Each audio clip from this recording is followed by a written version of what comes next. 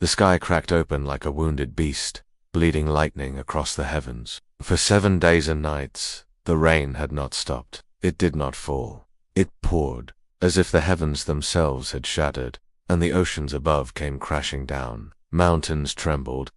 Rivers became oceans. The cities of old Eridu, Shuruppak, Nibru crumbled beneath waves taller than Zig, and still the flood rose. At the edge of a shattered mesa, beneath a howling black sky, Lord Enki stood cloaked in silver armor, his long hair soaked and clinging to his face. The rain did not sting him. The wind did not move him.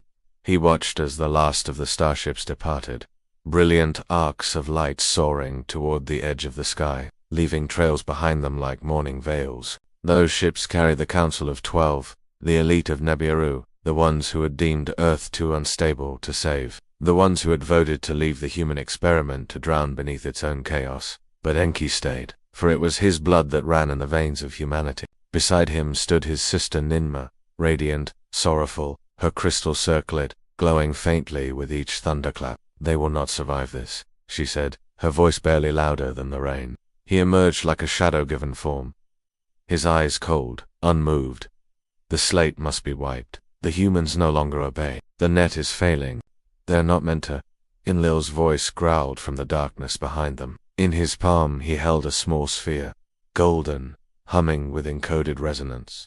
The seal of It pulsed faster with every moment, reacting to the rising waters. One after another, they fell as burning stars, crashing into the oceans and sending tsunamis across entire continents. Beneath their feet, Earth itself trembled, not in death, but in labor. "Because they remember," Enki replied. "Because they're becoming more than what we made them." Circular gates of obsidian and starlight whirled open, humming with ancient energy. "That is precisely the problem." But Enki was already turning away. "She calls," Enki said softly. "The sanctuary is ready." Ninmah nodded.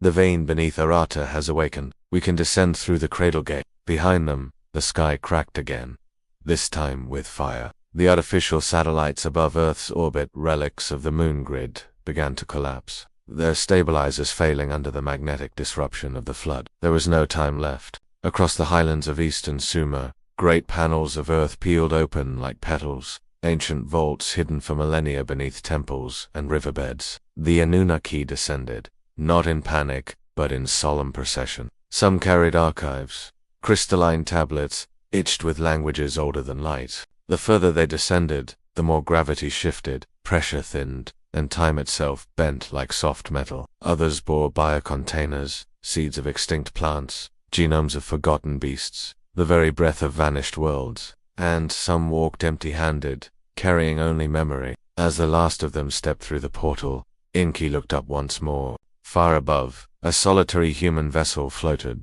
a reed arc, fragile against the fury of the sky. Skies of soft indigo glowed with light, not from any sun, but from the heart crystal, a sphere that pulsed like a living star at the center of the cavern. Inside it, Ziusudra, the chosen one, clung to the hope gifted to him by Enki in secret. One life to begin again. Enki raised a hand, not in farewell, but in promise. When the children began to remember, then the gate sealed behind him. Below the surface, the tunnel curved downward, warm, resonant, alive. Veins of quartz pulsed faintly in the walls, singing songs of ancient energy. Finally, they emerged into Ganza, the inner sanctum, a world beneath the world. Forests of silver light trees whispered in languages no surface tongue could pronounce. Towers of living metal rose along glowing rivers. Domes shimmered with technology that responded to thought.